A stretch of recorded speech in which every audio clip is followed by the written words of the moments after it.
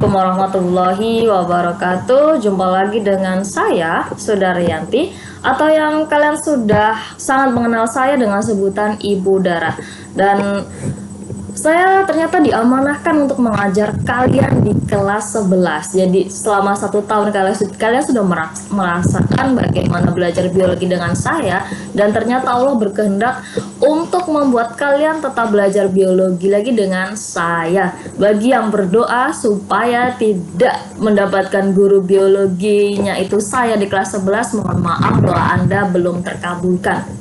Dan bagi Anda yang berdoa untuk mendapatkan guru biologinya itu adalah saya ucapkan selamat, alhamdulillah doa Anda terkabulkan.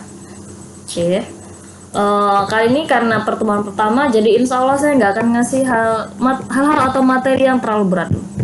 Saya hanya akan fokus untuk memperkenalkan diri, walaupun kalian sudah mengenal saya, dan juga menjabarkan hal-hal ataupun apa saja sih yang menjadi titik berat penilaian saya terhadap kalian selama kelas 11 ini. Jadi mohon disimak baik-baik.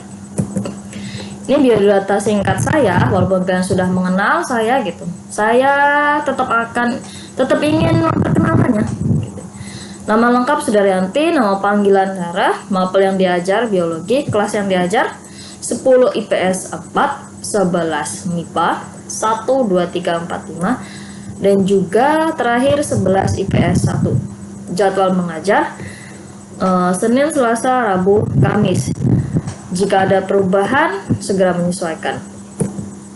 Nih, aturan penilaian mata pelajaran biologi. Jadi ada 3 hal utama yang akan menjadi dasar penilaian saya terhadap kalian. Yang pertama yaitu adab ataupun berperilaku terpuji. Saya sama sekali tidak mentolerir bagi seseorang yang adabnya tidak dijaga walaupun dia mendapatkan pengetahuan yang bagus. Kenapa? Karena tidak ada gunanya walaupun Anda memiliki kecerdasan yang sangat luar biasa, tapi Anda nggak bisa menjaga akhlak Anda dengan orang lain. Ingat, kita adalah makhluk sosial, kita membutuhkan orang lain. Tidak sepantasnya kita berperilaku tidak menghargai orang lain. Yang kedua yaitu kerjakan tugas sesuai dengan apa yang diminta oleh guru. Jadi yang pertama ada, yang kedua kesesuaian tugas, yang ketiga yaitu ketepatan waktu. Bu, kan ini lagi pandemi ya, tidak memberikan toleransi bagi kami dan segala macam.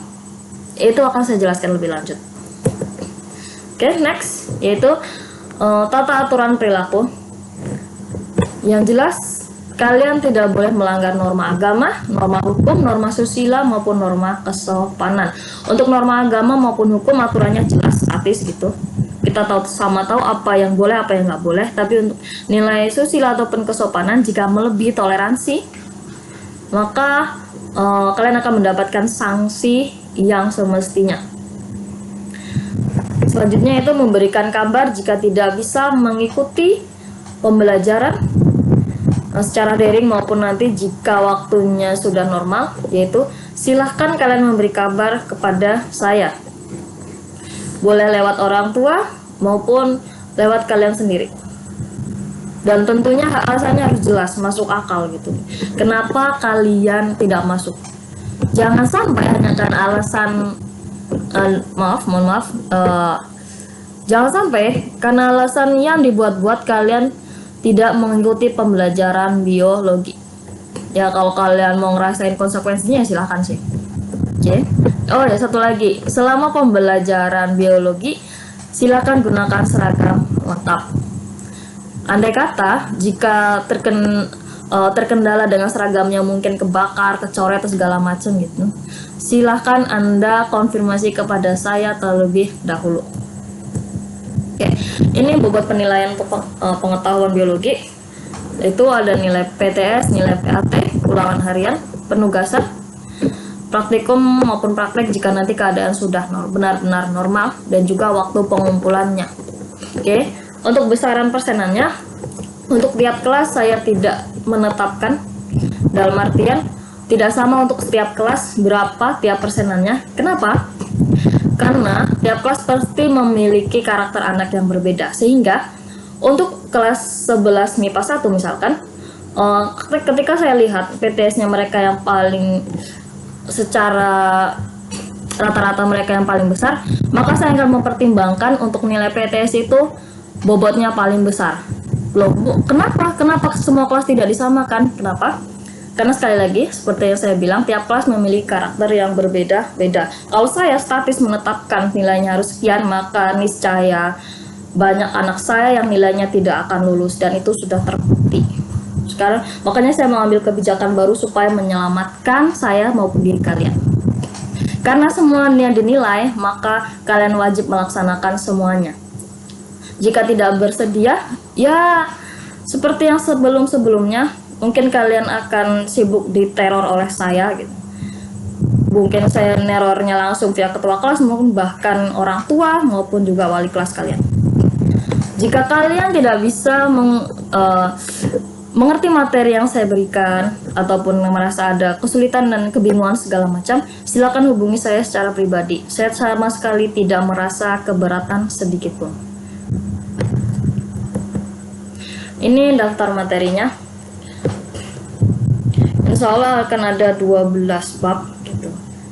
Tapi berhubung pandemi seperti ini, bagaimana teknisnya, apakah nanti akan tetap 12 ataupun mungkin kurang dan segala macam,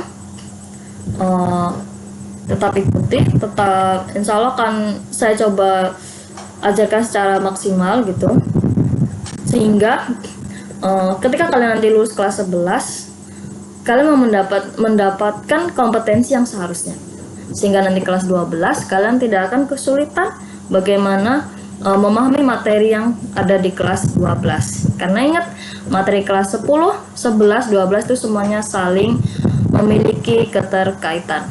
Jika di salah satu kelas kalian mengalami miss, maka niscaya di kelas 12 atau di titik puncak kalian akan mengalami kesulitan yang semakin besar. Ya, sekian perkenalan singkat dari saya. Semoga bisa dipahami. Sekali lagi, kalau kalian tidak mengerti atau ada yang ingin ditanyakan, silakan hubungin saya secara pribadi. Insya Allah saya tidak keberatan. Dan tentunya dengan menggunakan bahasa yang sopan. Oke? Saya akhiri. Wabillahi taufiq wal hidayah. Wassalamualaikum warahmatullahi wabarakatuh.